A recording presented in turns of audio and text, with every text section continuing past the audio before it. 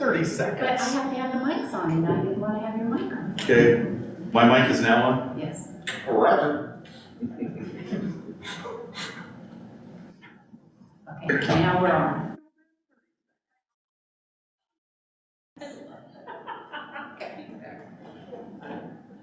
That all goes to prove, do not tease your city recorder. Good evening, ladies and gentlemen. Welcome to the Independent City Council meeting. It's Tuesday, November 28th, 2023, 6:30 in the evening. The council is all present.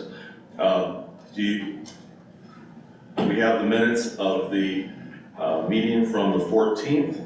Do they meet with your approval? I move to approve as received. Second. I have a motion to second by Roden. All in favor signify by saying aye. Aye. And opposed, motion carries. Thank you very much. Is there any visitor comment? I don't see anybody stepping to the mic, so we're going to go to Josh Brandt from Brandt Sanitary, who has requested an opportunity to visit with us, and he'll give us about 7 or 8 minutes of information. And thank you, Josh, for being with us this evening. Good evening. Yeah, thanks for having me. Good evening, Mayor, Council. Karen, thank you for squeezing me in the last minute.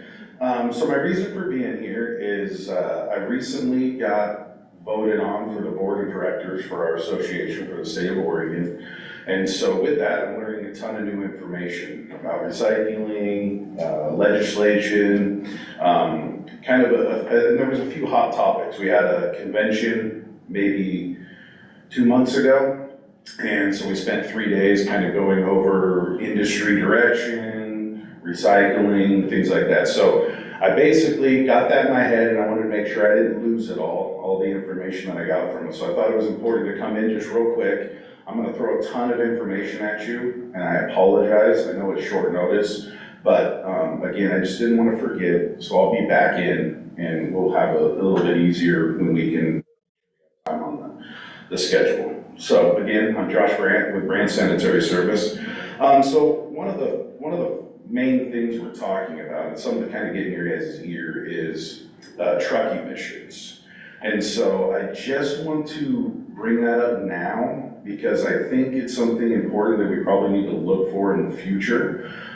With them going electric, with the state of Oregon, we chose to go with California standards, which are the toughest in the country by far. And California is actually making it in policy 2024. Oregon just pushed it to 2025. Now with that all, I'm a small hauler. I only have about 8 to 10 trucks. It's mainly for 50 trucks. So it pushes me out to about 2040. However, as part of that, it's a big overchange. I mean, of course, for me, with my facility in Monmouth, that power grid would be very interesting. And so I just don't know what direction that's gonna go. I just thought it'd be important to bring it up because the cost associated with that could drastically change.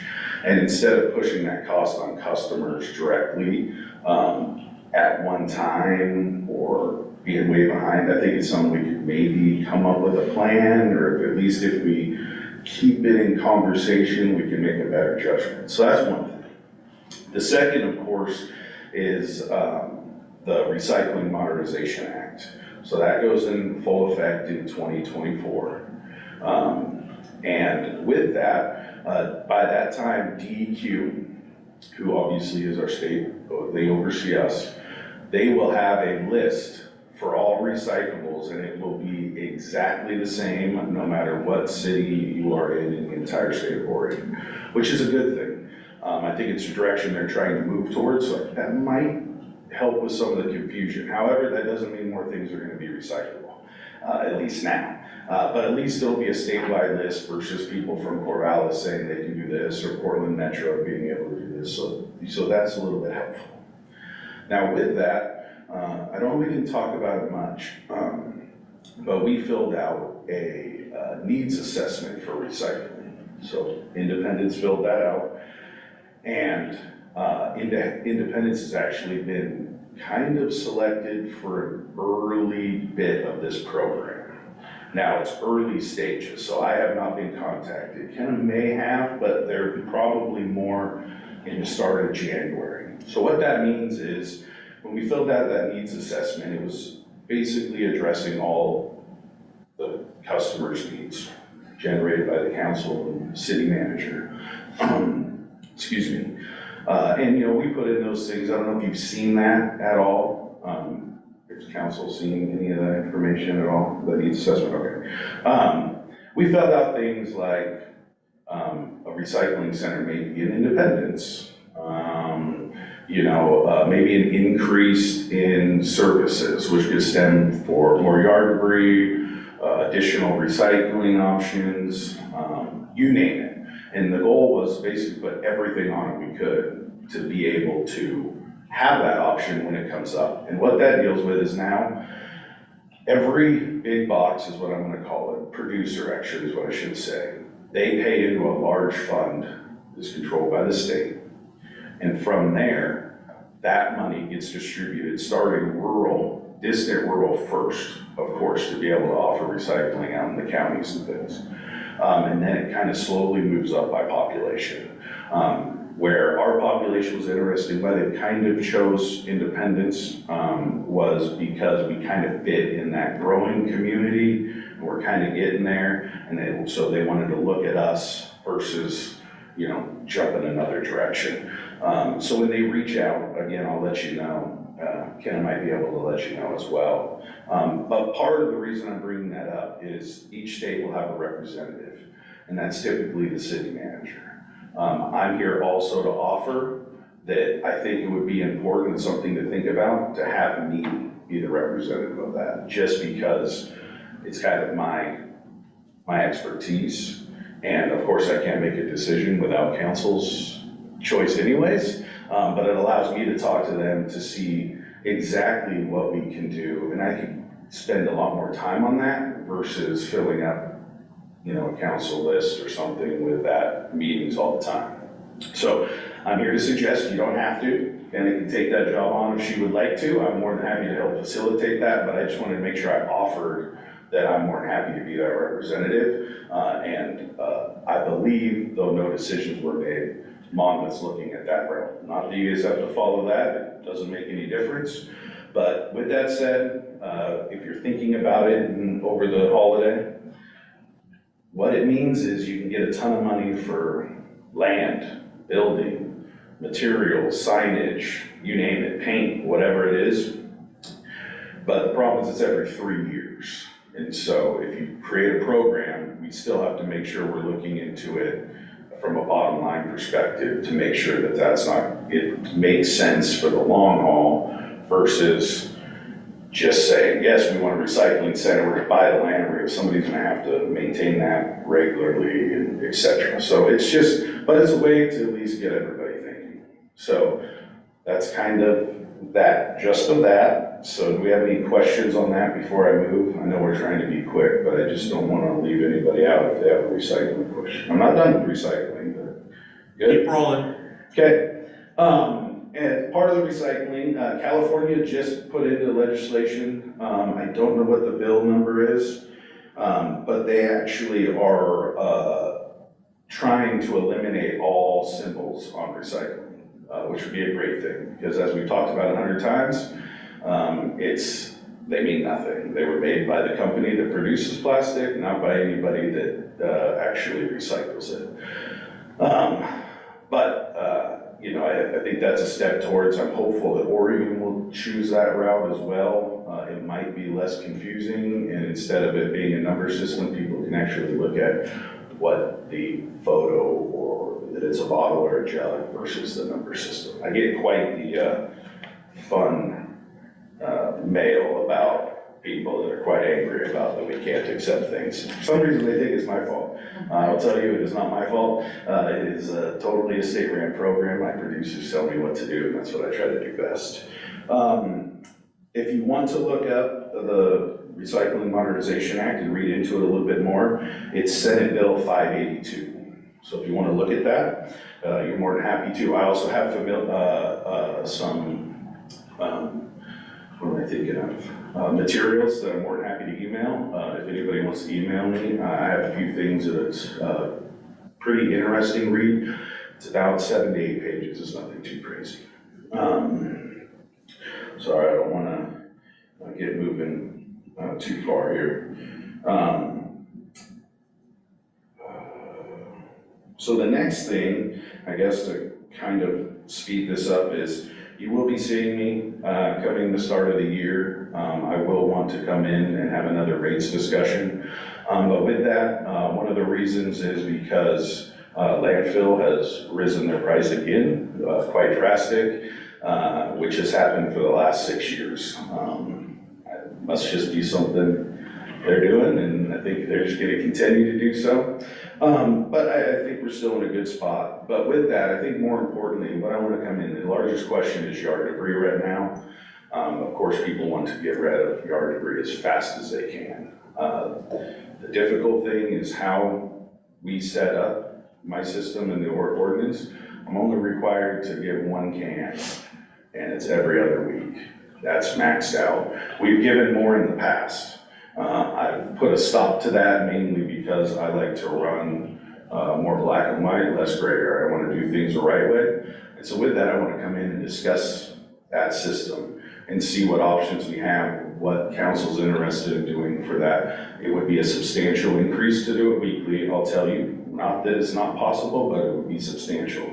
But one of the things is to at least get on the rate schedule that type of service. And what has fallen to the wayside for so long is an updated rate schedule. So we've come in and done rates, we've done it across the board, we've kept it simple, council's been fabulous.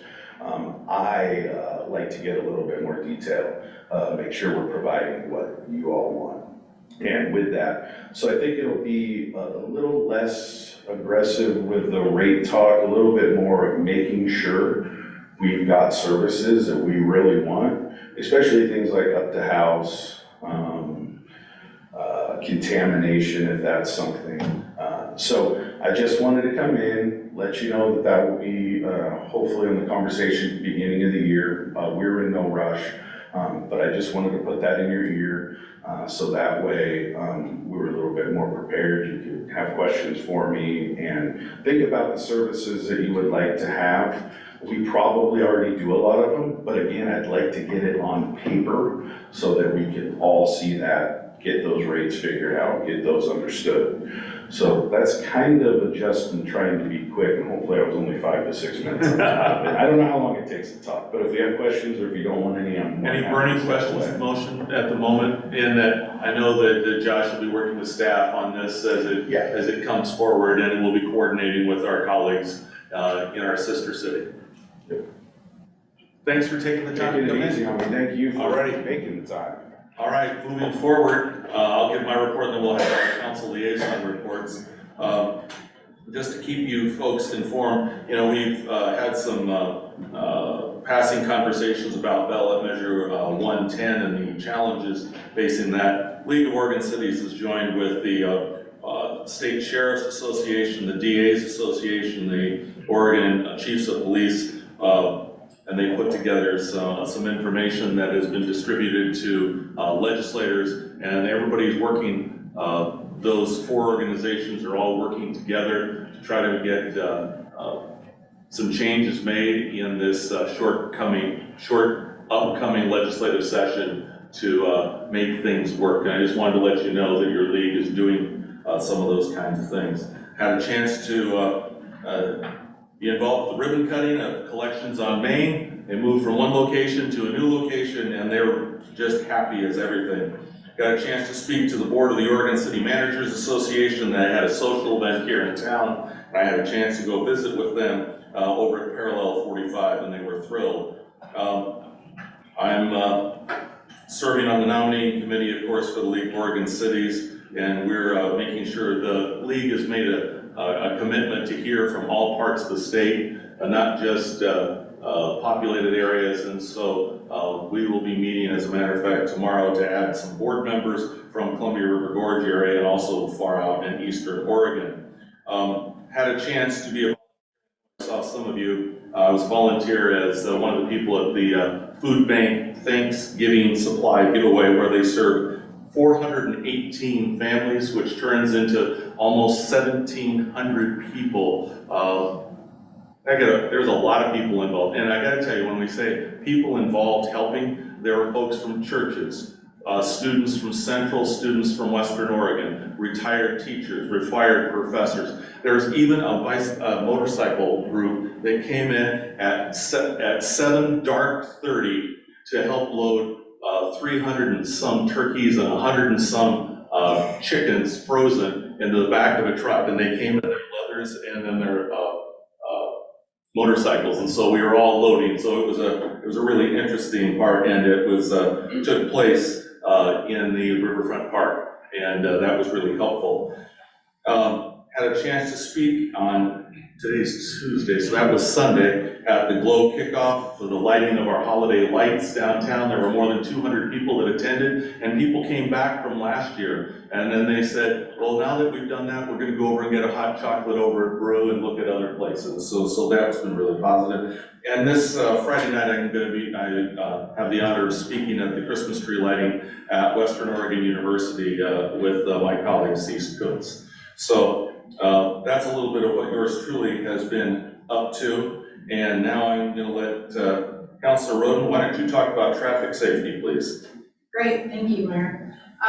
The last traffic safety meeting, we talked about the data being collected with our signs that we have out, potentially moving them in the future. We talked about the improvements that city staff has made with working with Independence Elementary School and the traffic situations that they have there and how it seems to be working and has improved flow around that area in that community. And we also discussed how with the new hirings in the police department, there should be an increased presence on the streets with traffic and just being present out on the streets. It was a good meeting.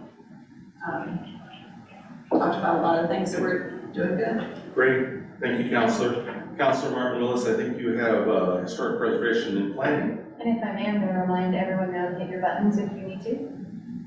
That was it. Thank you. You're okay, I forgot to turn mine on. So did I, Mayor. Thanks for the. Keep going, Councilor. Okay, so historic preservation, basically over the last few months, a couple of permissions for alterations on historic properties have come before the council. The first was property on Hay Street. The window replacement was approved, siding replacement was not. Apparently, when siding eliminates depth around windows, it impacts the historic character of the property, and so that was denied. The second was an historic property on South 7th. Again, replacement of a couple of non-prominent windows and siding on just the south side of the home with conditions of maintaining the historic character and the reuse of trim that was approved. So that work will be able to go ahead. And then Planning Commission, their upcoming December 4th meeting has been canceled. They had their last meeting, the parking survey materials in the lobby here, and I noticed this evening they're still there. So if you've not had the opportunity to place dots on your preferences regarding parking, stop at the lobby and take care of that. They did a zoning update at 3rd and G to take that from light industrial and single-family residence to a higher density residential to allow for apartments on that particular area. And then zoning maps and plans will be updated to reflect the changes. Also, land use and extensions, the processes were cattywampus is the only word for it. Depending on what type of area it was, the initial process was different and the extension periods were all different. So they've done some unifying on those and made those more consistent. And lastly, the development that had previously been approved on South 7th for duplexes has actually been sold to Habitat for Humanity. And so it will ultimately have 10 townhouse units and each will be individually owned. So that's all the zoning, housing stuff that's good to report. Is that in addition to the other 10 houses that Habitat was doing? Or is that what Habitat is doing? I think that's what Habitat was. So they're townhouse, so it's like one building, like townhouse style? Well, it would be like 5 buildings, two apiece. Oh, okay. So duplex townhouses like that? That is Not my, like the ones that on is, South Hill? no, that is my understanding. So, Great. Thank you, Council, appreciate that. Ms. West, to you. Thank you, Mayor.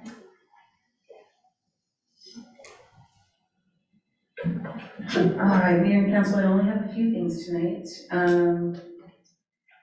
First of all, we just finally got the $4 million grant application in for some of our wastewater projects. So everyone keep your fingers crossed. It's an EDA grant, and it looks pretty good. They came back to us and asked for additional information, which is always a plus.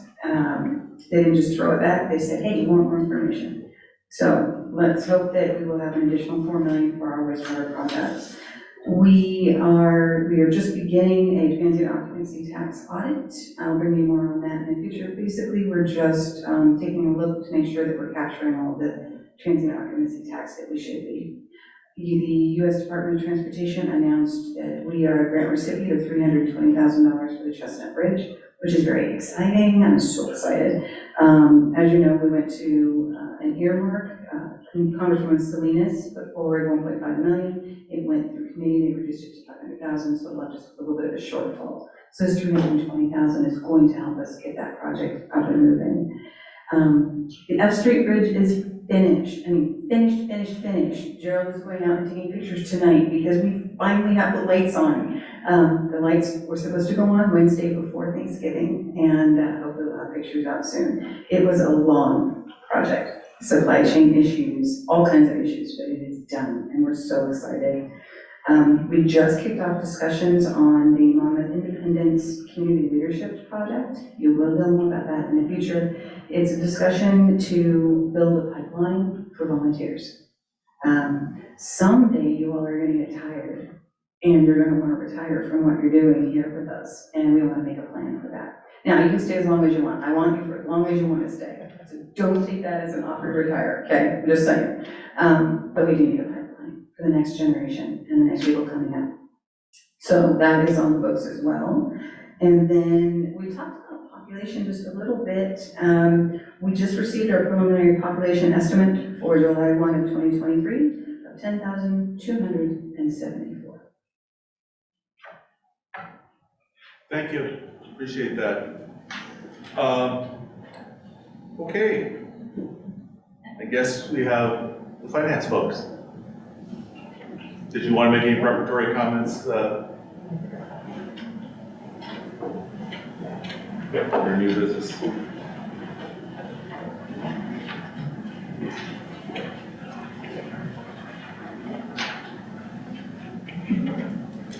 Good evening and welcome to City Council. It's nice to see you here. Good evening, Mayor and members of the council. I would like to thank you for your time and allowing me to present. I'm here today to talk to you about utility billing deposits for water, sewer, and storm. We have taken a portion of the code and have provided it for you. Currently, any application for utilities requires a $150 deposit. Refunds for deposits are held until service is terminated. The city has approximately $288,000 of deposits, which accrues 2% interest a year. We are proposing to make a process more efficient and less expensive for our customers. Our plan is to apply outstanding deposits to the customer's accounts if they have met the criteria of the code, which is no delinquency. Any deposits that don't meet the criteria will be held and reviewed annually.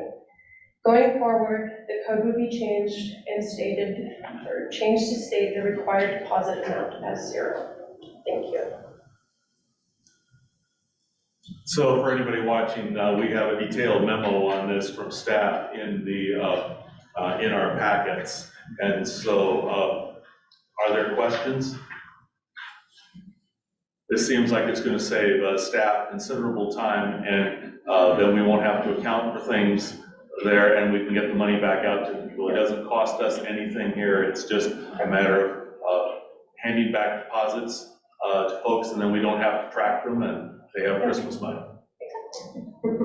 Fair characterization? It might not happen in time for Christmas. But we're gonna turn it as quickly as possible. There you go. Are there additional questions? This is pretty straightforward. This is an action item if someone would so do. Go ahead. Yes, I move to adopt resolution 23-1591 and referenced Exhibit A. Second. That's a motion and a second by Coeur. Is there discussion? I would just like to say I really appreciate the efforts that you folks are putting forth in finding areas of efficiency.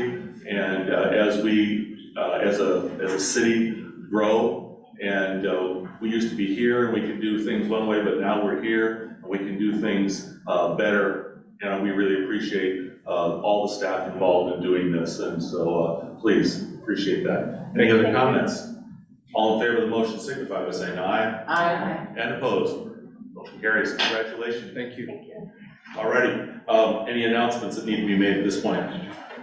Yes, this coming Saturday, the 2nd of December, the Santa train is rolling into town from the north, and it will be parked at the corner of 2nd and C Street, and a good portion of C Street will be blocked off. There will be lots of activities and gifts and food for kids, 100% free. And where, if somebody has a letter to Santa, where can that be done? There are a couple of places right now. It could be put into the letter to Santa box at High School Pharmacy, or on Saturday, it can go into the box that if it's not raining, will be moved outside. If it's raining, the box will be inside the museum in order to protect those important letters. That's right, and if people are down by the museum and the museum isn't open, I know that they can slick it in the slot. Yes, And they they'll take could, it but it there. will be open on Saturday. That's great. Additional announcements. Counselor? The youth coding league has 2 teams going into the playoffs, and voting is open for that, so we are encouraging people to vote for our teams. Great. I don't see anybody else jumping up. Somebody say the magic word to send everybody to dinner. Sure. All in favor? Aye. We're done. Have a pleasant evening. Thank you. Thank you, council.